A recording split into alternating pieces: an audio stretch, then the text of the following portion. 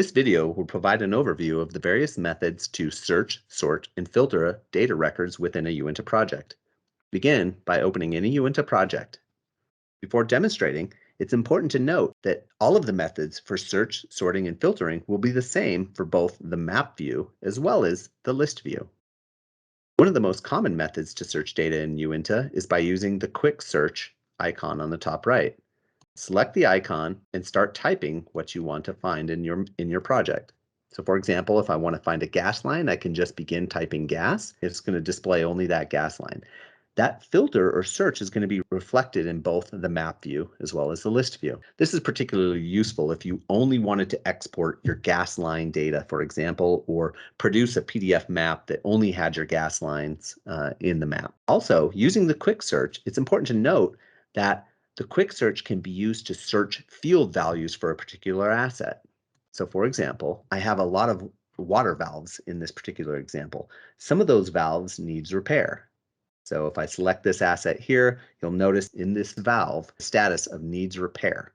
So if I want to find all valves with a status that needs repair, using the quick search, I can just start typing needs repair. This is particularly useful if I find these valves that need repair. If I had my GPS connected, I could select that valve and then navigate to the valve and find it, repair the valve, and then change the status to good. And you can remove all of your search, anything you've typed here quickly by selecting the quick search icon again, and it will clear out that search. And so you'll again be returned to showing and displaying all of the assets in this example. The other kind of real common method to search and filter data within Uinta is by using the layers icon here in the right. So if I select the layers icon, I can toggle on the various record types by selecting the checkboxes underneath visible to make them visible or not visible. So first, it's important to remember that you can select all and toggle all of them on or all of them off very quickly by selecting this checkbox here in the gray.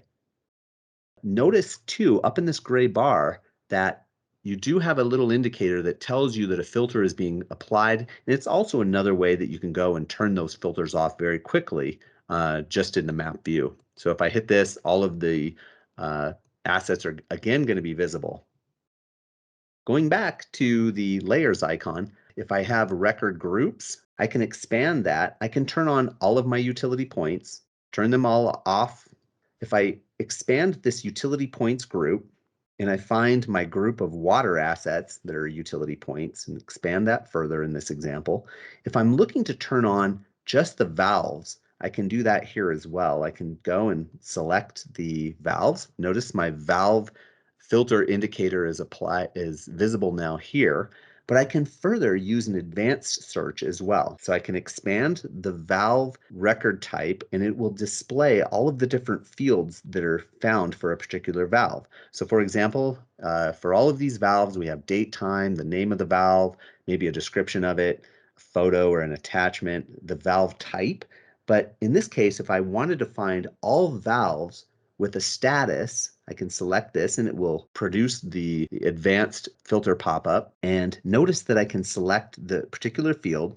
So show me all valves with a status that needs repair. I can add additional conditions if I like and add additional fields, but I'll turn that off for now. But this filter will be show me all valves with a status equals needs repair. I apply that. And notice you're going to see only the 3 valves that have a status with a field value of needs repair. You can switch to the list view and see those same particular assets.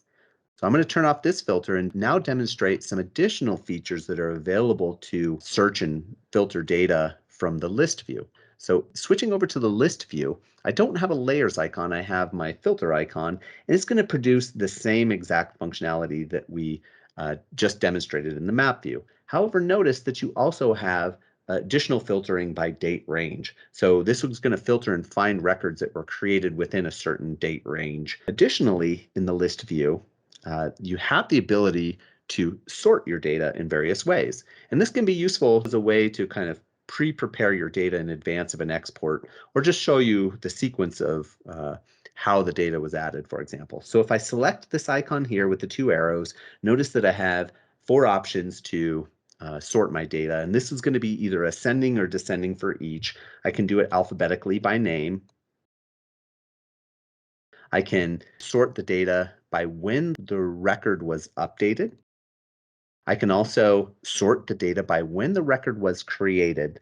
And for some less common use cases, this additional one, record date, for a lot of cases is going to be very similar to created. But there's some situations where a record might be added. So it was created on a certain date, but the user is allowed to backdate when the work was performed, for example. And this record date relates to searching and sorting in that situation where you would get to see when the record date appears, but also when it was actually created. But in most use cases, the created date and record date sorting will be exactly the same. Uh, if you have any questions or would like some assistance with your particular scenario, please contact us at Juniper Systems and we'd be happy to help.